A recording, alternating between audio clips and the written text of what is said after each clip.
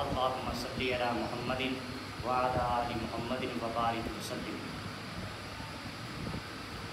Dear students, on line classes کے سلسلے میں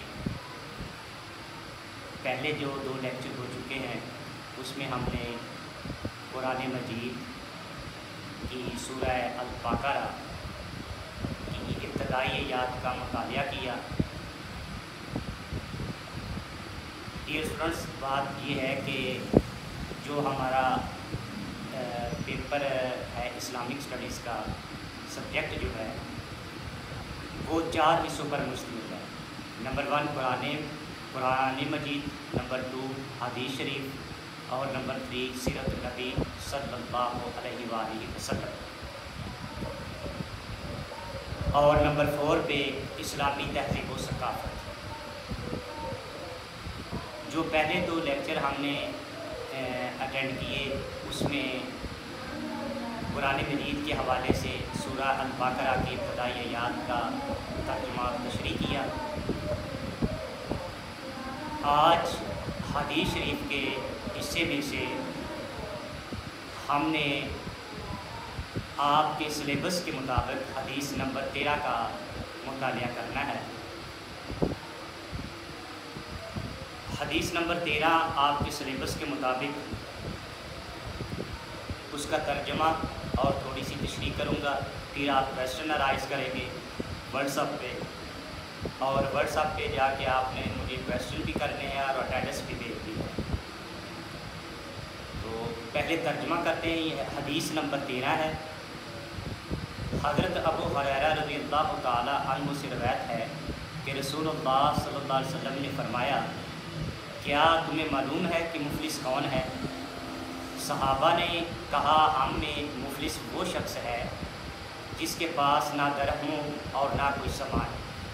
آپ صلی اللہ علیہ وآلہ وسلم نے فرمایا، بے شک میری امت میں سے مفلس شخص وہ ہے جو قیامت کے دن نماز، روزوں اور زکوٰۃ کے ساتھ آئے گا، لیکن وہ اس حال میں آئے گا کہ اس نے کسی کو گالی دی ہوگی، کسی پر بہتان لگایا ہوگا، کسی کا مال کھایا ہوگا، کسی کا خون بہایا ہوگا اور کسی کو مارا ہوگا۔ اس کی نیکیاں ان کو دے دی جائیں گی، اور اس کی نیکیاں اگر ختم ہو جائیں گی اس سے پہلے کہ جو اس کے ذمے ہے وہ باقی ہوگا، تو ان لوگوں کے گناہ اس کے کھاتے میں ڈال دیے جائیں گے، پھر اسے جہنم میں ڈال دیا جائے گا۔ ڈیئر اسٹوڈنٹس، میں ایک مرتبہ پھر ترجمہ حدیث نمبر 13 دہرا دیتا ہوں۔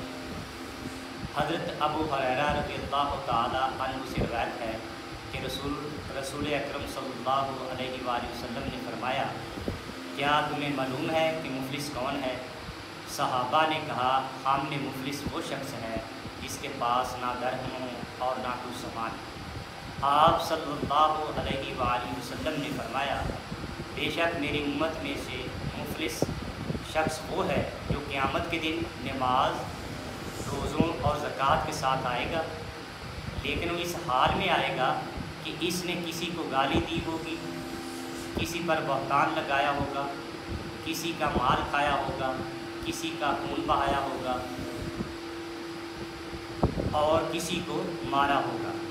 اس کی نیکیاں ان کو دے دی جائیں گی، اور اس کی نیکیاں اگر ختم ہو جائیں گی اس سے پہلے کہ جو اس کے ذمے ہے وہ باقی ہوگا، تو ان لوگوں کے گناہ اس کے کھاتے میں ڈال دیے جائیں گے، پھر اسے جہنم میں ڈال دیا جائے گا۔ ڈیئر اسٹوڈنٹس، یاد رکھیے گا، آپ تھوڑی سی تشریح کرتے ہیں۔ حقیقی معنوں میں مفلس ہمارے الفاظ میں وہ ہے جو 2 وقت کی روٹی اسے دستیاب نہ ہو، گزر اوقات مشکل ہو جائے، یعنی دنیاوی لحاظ سے۔ جب نبی رحمت صلی اللہ علیہ وآلہ وسلم نے اپنے صحابہ سے پوچھا تو انہوں نے بھی وہی جواب دیا جو ہمارا ذہن کہہ رہا ہے کہ یا رسول اللہ صلی اللہ علیہ وسلم، ہمارے نزدیک تو وہ شخص مفلس ہے جو جس کے پاس روپے پیسہ نہ ہو، غربت اور تنگی کی زندگی گزار رہا ہو، لیکن نبی رحمت صلی اللہ علیہ وسلم نے فرمایا اے میرے صحابہ، نہیں، وہ تم مفلس جو جسمانی میں تم لے رہے ہو وہ دنیاوی مفلس ہے، میں آج آپ کو حقیقی مفلس کی صورت حال بتاتا ہوں۔ تو پھر آپ نے فرمایا کہ جو ایسا شخص جو حقوق العباد کی ادائیگی کی پرواہ نہیں کرتا وہ اصل میں حقیقی مفلس ہے۔ ڈیئر اسٹوڈنٹس، دراصل اس حدیث پاک میں حقوق العباد کی اہمیت کو اجاگر کیا گیا ہے۔ یاد رکھیے گا، اسلام میں دو بنیادی حقوق کی دو بنیادی اقسام ہیں، نمبر 1 حقوق اللہ اور نمبر 2 حقوق العباد۔ حقوق اللہ جو ہے وہ اللہ کے حقوق ہیں۔ قرآن پاک میں اللہ وحدہ لا شریک نے ارشاد فرمایا کہ اللہ چاہے سوائے شرک کے، اللہ چاہے تو اپنے حقوق معاف کر سکتا ہے، وہ غفور الرحیم ہے، جس کو معاف کر دے، جس کو معاف نہ کرے اس کی مرضی۔ لیکن جو دوسرا ہے ڈیئر فرینڈس، جس کے طرف ہم توجہ نہیں دیتے، وہ ہے حقوق العباد۔ حقوق العباد کی تلافی نہیں ہے۔ حقوق العباد کے حوالے سے حکم یہ ہے قرآن اور حدیث میں کہ جس بندے کی حق تلفی ہو اس کے پاس جا کے معافی مانگنا ضروری ہے۔ اگر آپ نے اس سے معافی نہیں مانگی تو قیامت والے دن اس کی جو حق تلفی ہے اس وقت تک، چاہے آپ نے نماز پڑھی ہو، چاہے روزہ رکھا ہو، چاہے زکوٰۃ دی ہو، اس حدیث میں یہی بات بتائی گئی ہے کہ دیکھو حقوق اللہ چاہے تو معاف فرما دے۔ میں آپ کو ایک مثال دیتا ہوں۔ ہمارے اکثر جو لوگ ہیں الحمدللہ پکے نمازی بھی ہیں، نماز بھی پڑھتا ہے ایک شخص، روزے بھی رکھتا ہے، یہاں تک کہ فرض روزوں کی بجائے فرض روزوں کے ساتھ ساتھ نفلی روزے بھی رکھتا ہے، تہجد گزار بھی ہے، اور جناب عمرے بھی کیے ہیں، حج بھی لازم کیا ہے، اور ہر سال عمرے پہ بھی جاتا ہے، ہر سال حج پہ بھی جاتا ہے، لیکن اس کا رویہ جو ہے، اس کا جو اخلاق ہے وہ اللہ سے تو تعلق مضبوط ہے، لیکن اللہ کی مخلوق سے تعلق مضبوط نہیں ہے۔ اور مقصد کیا ہے کہ حقوق العباد کی ادائیگی نہیں کرتا۔ اس حدیث میں چند گناہوں کا ذکر کیا گیا ہے۔ وہ گناہ کون کون سے ہیں؟ نمبر 1 گالی دینا، نمبر 2 کسی پر تہمت لگانا، بہتان بازی کرنا، اور نمبر 3 ناجائز مال کھانا، اور نمبر 4 خون بہانا، اور نمبر 5 کسی کو مارنا، یعنی لڑائی جھگڑا کرنا۔ ڈیئر اسٹوڈنٹس، جب نبی کریم صلی اللہ علیہ وسلم نے مفلس کی تعریف کی تو صحابہ پریشان ہو کر بولے یہ کون بد نصیب ہوگا جس نے نماز بھی پڑھی ہوگی، روزے بھی رکھے ہوں گے، زکوٰۃ بھی ادا کی ہوگی، مگر اس کے باوجود دوزخ میں ڈال دیا جائے گا۔ تو اس حدیث پاک میں جو میں نے پہلے آپ کو گناہ کا ذکر کیا ہے، یہ 5 گناہ کا جو ذکر ہے، گالی دینا، کسی پر تہمت لگانا یعنی بہتان بازی، نمبر 3 پہ ہے ناجائز مال کرنا، ہڑپ کرنا جسے مال ہڑپ کرنا کہتے ہیں، اور نمبر 4 پہ خون بہانا، نمبر 5 پہ کسی کو مارنا یعنی لڑائی جھگڑے۔ اب تھوڑی سی ہم نا اس کے بارے میں کہ گالی دینا کیا ہے۔ گالی نمبر 1 پہ گالی بہت بڑا گناہ ہے، جس کو ہم نے گناہ سمجھنا ہی چھوڑ دیا۔ ہم مذاق میں ہی گالی ایک دوسرے کو دے دیتے ہیں۔ قرآن پاک کا اگر مطالعہ کیا جائے تو وہاں بھی سختی سے کہا گیا ہے کہ کوئی مسلمان دوسرے مسلمان کو گالی نہ دے، برا بھلا نہ کہے۔ اور نبی رحمت صلی اللہ علیہ وسلم کی حدیث پاک ہے کہ اگر کوئی بندہ، کوئی شخص کسی کے ماں باپ کو گالی دیتا ہے تو وہ اصل میں اپنے ماں باپ کو گالی دے رہا ہوتا ہے۔ تو گالی دینا اسلام میں بالکل منع کیا گیا ہے۔ کیوں؟ اسلام ہر وہ چیز سے منع کرتا ہے جس سے معاشرے میں بد امنی ہو، سکون برباد ہو۔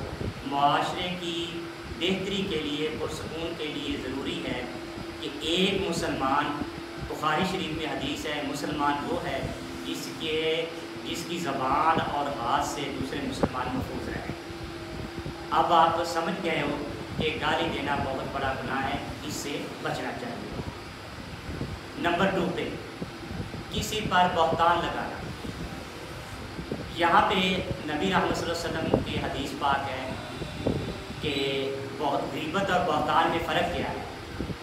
غیبت جو ہے وہ ڈیئر اسٹوڈنٹس یہ ہے کہ اگر کسی میں برائی موجود ہو اور اس شخص کی غیر موجودگی میں اس کی برائی بیان کرنا غیبت ہے۔ تو صحابی نے عرض کیا یا رسول اللہ صلی اللہ علیہ وسلم بہتان کیا ہے؟ آپ نے فرمایا اگر اس میں وہ برائی موجود نہیں ہے، جسے آپ عرف عام میں الزام کہتے ہیں، الزام تراشی کرنا، اسے بہتان کہتے ہیں۔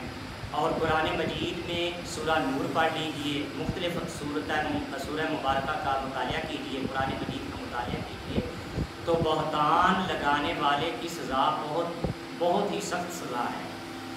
تو اس سے بچنا چاہیے۔ آج کے دور میں نہ غیبت کو ہم نے گناہ سمجھنا چھوڑ دیا ہے ہم نے، اور بہتان، غیبت کرتے کرتے انسان بہتان بازی تک آ جاتا ہے۔ تو ہم نے بہتان بازی سے بھی باز رہنا ہے تاکہ معاشرے میں امن و سکون اور ہمارا معاشرہ جو صحیح ہے وہ اسلامی فلاحی معاشرہ بن سکے۔ اب نمبر 3 پہ ہے ناجائز مال کھانا۔ اس کی مختلف صورتیں ہیں۔ اگر میں اسی ٹاپک پہ ناجائز مال یعنی مال کو ہڑپ کرنا، اسی پہ میں آپ کو 20 لیکچر دوں تو قرآن اور حدیث ختم نہیں ہوگا۔ مختصر یہ ہے کہ اس کی مختلف صورتیں ہیں۔ کسی یتیم کا حق کھا لینا، اپنی بہن کو، اپنی بیٹی کو اس کی وراثت میں حصہ نہ دینا، یا کسی کی زمین پر قبضہ کر لینا، یا حاجی صاحب کا ایک فیکٹری بنانا اور فیکٹری جو ہے وہ یا مل جو ہے وہ قابض کسی زمین پر قبضہ کرنا، اور ساتھ ہی ایک مسجد بنا دینا تاکہ جب فیکٹری کی باری آئے تو ساتھ مسجد بھی بنی ہو، تاکہ یہ بڑے نمازی اور پرہیزی لوگ ہیں، ان کا قابض سے کیا مراد۔ یاد رکھیے کہ مسجد کے حوالے سے بھی جب نبی رحمت صلی اللہ علیہ وسلم نے مسجد نبی کی بنیاد رکھی تو فرمایا یہ کس کی ملکیت ہے؟ فرمایا یا رسول اللہ یہ 2 یتیموں کی ملکیت ہے۔ تو آپ صلی اللہ علیہ وسلم نے ان کو ادائیگی کرنے کے بعد مسجد نبی کی بنیاد رکھی۔ تو آج ہمیں بھی اس پر غور و فکر کرنا چاہیے۔ نمبر 4 پہ ہے ناحق خون بہانا۔ قرآن مجید میں جگہ جگہ ہے کہ جس نے ایک مسلمان کی جان بچائی اس نے گویا تمام انسانیت کی یا انسانوں کی جان بچائی۔ لیکن افسوس کہ آج کے مسلمان کو یہ احساس ہی نہیں ہے کہ میں اپنے بھائی کا خون بہا رہا ہوں۔ مختصر یہ ہے کہ قرآن میں بھی سختی سے وعید آئی ہے، تنبیہ کی گئی ہے، اور نبی رحمت صلی اللہ علیہ وسلم نے تو یہاں تک فرما دیا کہ جو مسلمان ہے وہ نہ اپنے جو پکا مسلمان ہے وہ کیا کرتا ہے، نہ اپنے بھائی پر ظلم کرتا ہے، نہ زیادتی کرتا ہے۔ کیوں؟ اس کا مال، اس کے جان اور اس کا تحفظ کرنا ایک مسلمان پر فرض ہے۔ خون بہانا، جب انسان نہ رہے اور درندہ صفت ہو جائے تو پھر وہ خون بہاتا ہے۔ درندے اور انسان میں یہی فرق ہے۔ نمبر 5 پہ لڑائی جھگڑا کرنا۔ لڑائی جھگڑے سے کیا مراد ہے؟ لڑائی جھگڑے سے مراد یہ ہے کہ نبی رحمت صلی اللہ علیہ وسلم نے ارشاد فرمایا کہ مسلمان وہ ہے جس کی زبان اور ہاتھ سے دوسرے مسلمان محفوظ رہیں۔ ایک بندہ جو ہے وہ خود لڑائی جھگڑا نہیں کرتا، لیکن اس کی عادت ہے کہ وہ جناب بلا وجہ ہی 2 بھائیوں کے درمیان لڑائی کا سبب بنتا ہے۔ دو بھائیوں کے درمیان قرآن پاک میں فَأَصْلِحُوا بَيْنَ أَخَوَيْكُمْ، اپنے دو بھائیوں کے درمیان صلح والے بن جاؤ، لڑائی جھگڑا کرنے والے نہ بنو۔ یہ سورہ الحجرات کی آیت مبارکہ میں ہے۔ تو ڈیئر اسٹوڈنٹس، لڑائی جھگڑا کرنا، لڑائی جھگڑے کی ترغیب دینا، لڑائی ایسے اسباب پیدا کر دینے، چاہے وہ انفرادی سطح سے میں ہو یعنی گھریلو زندگی میں ہو، اور جب ہم اجتماعی زندگی میں جاتے ہیں یعنی معاشرے میں، indoor life and outdoor life. Outdoor life جو ہے ہماری کو قوم سے لے کر ہمارے سلطنت حکومت تک ہوتی ہے کہ جب ریاست جو حکم دے اس حکم کو فالو کرنا، خواہ مخواہ کسی کو راغب کرنا، کسی کو ترغیب دینا جس سے فساد اور فساد کا ڈر ہو، ان اسباب کو بھی نہیں اپنانا چاہیے۔ اگر آپ سورہ البقرہ کی تھوڑی سی آیات پڑھیں نا ابتدائی میں، تو قرآن جو آج کل ہمارے لوگ کہتے ہیں، قرآن پاک نے بھی یہی کہا ہے کہ جب ان سے کہا جائے کہ زمین پر فساد نہ پھیلاؤ تو کہتے ہیں ہم فسادی تو نہیں ہیں، ہم تو امن والے لوگ ہیں۔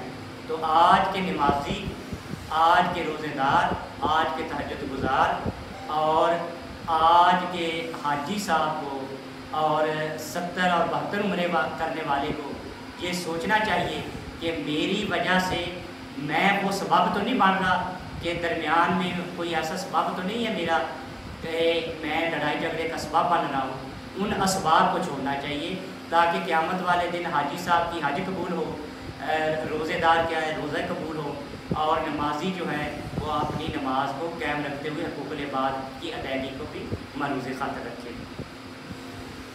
المختصر یہ ہے کہ ڈیئر اسٹوڈنٹس، کوئی شخص ساری زندگی نمازیں پڑھتا رہے، روزے رکھتا رہے، زکوٰۃ دیتا رہے، سب بے معنی، کیونکہ جس کے اخلاق اچھے نہیں ہیں۔ اخلاق کی دو اقسام ہیں، ایک ہے اخلاق حسنہ، ایک ہے اخلاق رذائل۔ اخلاق حسنہ کیا ہے؟ سچ بولنا، دیانتداری کرنا، وعدہ خلافی نہ کرنا۔ اور رذائل اخلاق کیا ہے؟ جس سے انسان بدتر سے بدتر ہوتا ہے، یعنی جھوٹ بولنا اور جناب بددیانتی کرنا، وعدہ خلافی کرنا، اور جناب اپنے مسلمان بھائی کا دل دکھانا، یہ سب رذائل اخلاق میں ہیں۔ تو نبی رحمت صلی اللہ علیہ وسلم نے ارشاد فرمایا کہ قیامت والے دن آپ نے صحابہ کو فرمایا، اے میرے صحابہ، کیا میں تمہیں کوئی ایسی چیز کے متعلق نہ بتا دوں جو میزان عمل میں، یعنی جب روز قیامت ہوگا تو اللہ وحدہ لا شریک میزان ترازو تولیں گے تو سب سے زیادہ وزنی اور بھاری جو چیز رکھی جائے گی وہ ایک مسلمان کے اچھے اخلاق ہوں گے۔ اگر کسی نے اپنے اخلاق کے حسنہ کی بجائے، یہ اسٹوڈنٹس، اگر کسی نے اخلاق حسنہ کی بجائے رذائل اخلاق کو اپنایا تو وہ چاہے نماز پڑھتا ہو، چاہے زکوٰۃ دیتا ہو، چاہے روزے رکھتا ہو، چاہے جہاد کرتا ہو، اگر اس کے اخلاق اچھے نہیں ہیں تو حقوق اللہ سے تعلق تو اچھا ہے، تعلق مضبوط ہے، لیکن مخلوق سے تعلق کو توڑ رہا ہے، تو اللہ ایسی نمازیں، ایسے روزے، ایسے حج، ایسے عمرے اس کے منہ پر مارے گے قیامت والے دن۔ کیوں؟ اللہ وحدہ لا شریک کو جتنا اللہ مفسرین فرماتے ہیں اور قرآن حدیث شریف میں بھی آیا کہ مختلف حدیث ہے کہ یہ جو اللہ کی مخلوق ہے یہ اللہ کا کنبہ ہے، اور اللہ کے کنبے میں سے کوئی بھی کسی کو اذیت دے اور یہ سمجھے کہ میری نماز، میرا روزہ، میری زکوٰۃ، میرا حج اور میرے 72 عمرے جو ہیں، حاجی صاحب کیا کرتے ہیں؟ حاجی صاحب کرتے ہیں کہ ہر سال ہی عمرہ کرتے ہیں، ہاں جی، اور ایک حاجی صاحب کے بارے میں نے سنا جی انہوں نے 72 عمرے کیے ہیں۔ تو ان عمروں کا کوئی سبب نہیں، کوئی فائدہ نہیں جب تک کہ حقوق العباد کی ادائیگی نہ کی جائے۔ رسول اکرم صلی اللہ علیہ وسلم نے ارشاد فرمایا کہ مسلمان وہ ہے جس کی زبان اور ہاتھ سے دوسرے مسلمان محفوظ رہیں۔ ڈیئر اسٹوڈنٹس، یہ جو میں نے آپ کے سامنے آپ کے سلیبس کے مطابق حدیث نمبر 13 کو ڈسکس کیا ہے، یہ دور حاضر میں اس حدیث کو آپ نے جا کے لوگوں کو سنانا بھی ہے، تاکہ علم وہ ہے جو علم نافع ہو۔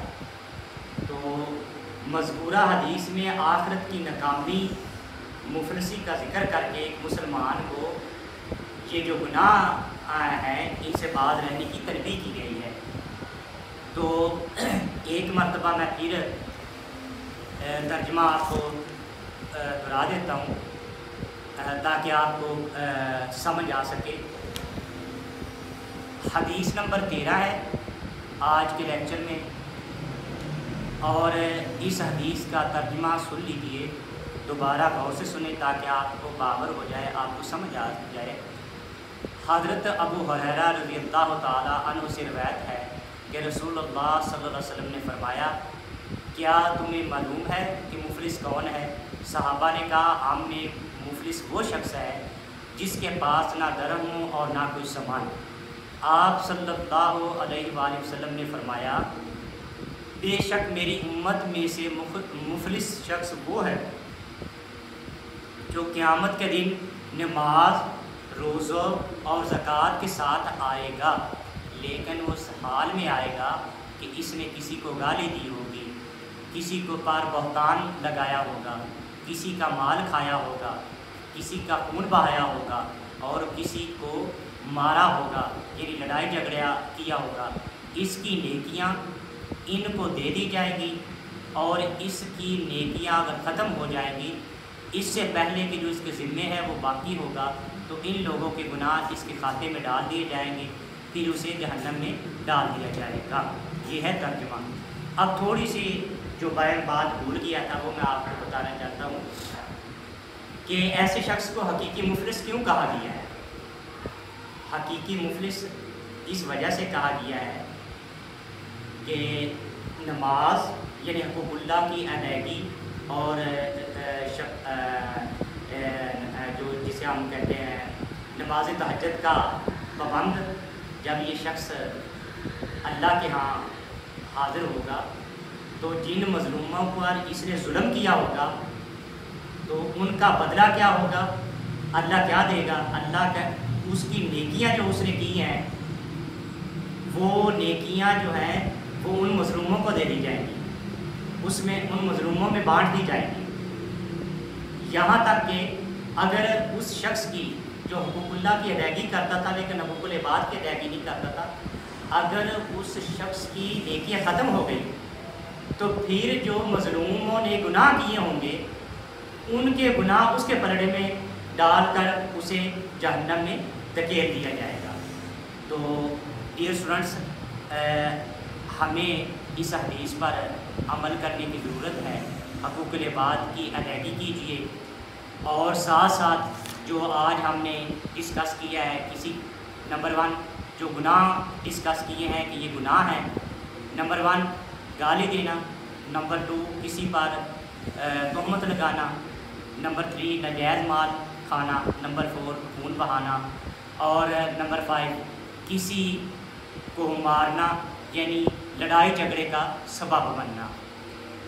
اللہ تعالیٰ سے دعا ہے اللہ وحدہ لا شریک مجھے اور آپ کو ان گناہوں سے آخرت میں، ان گناہوں سے دنیا میں رہتے ہوئے ان گناہوں سے بچنے کی توفیق عطا فرمائے، اور آخرت میں جس محرومی کا ذکر کیا گیا اس سے نجات عطا فرمائے۔ اللہ تعالیٰ سے دعا ہے کہ مجھے اور آپ کو اس حدیث پر عمل کرتے ہوئے حقوق العباد کی ادائیگی کو لازم اپنے اوپر کرنا چاہیے۔ ڈیئر اسٹوڈنٹس، یاد رکھیے گا، اسلام جو ہے یہ معاشرے میں امن و سکون کا پیغام دیتا ہے۔ یہ اسلام جو ہے وہ دین اسلام امن و سلامتی کا دین ہے۔ جب ہم ایک دوسرے سے ملتے ہیں تو ہم ایک دوسرے کو امن کا، پیار کا، محبت کا سرٹیفکیٹ دے رہے ہوتے ہیں۔ وہ سرٹیفکیٹ کیا ہوتا ہے؟ السلام علیکم ورحمۃ اللہ وبرکاتہ کا سرٹیفکیٹ دے رہے ہوتے ہیں۔ تو ڈیئر اسٹوڈنٹس، اللہ تعالیٰ سے دعا ہے اللہ تعالیٰ مجھے اور آپ کو عمل کی توفیق عطا فرمائے۔ حقوق العباد کی طرف بھی توجہ دینے کی ضرورت ہے۔ دور حاضر میں ہم حقوق اللہ کی طرف تو توجہ دے رہے ہیں، لیکن حقوق العباد کی طرف ہماری توجہ نہیں ہے۔ اللہ تعالیٰ مجھے اور آپ کو عمل کی توفیق عطا فرمائے۔ السلام علیکم ورحمۃ اللہ وبرکاتہ۔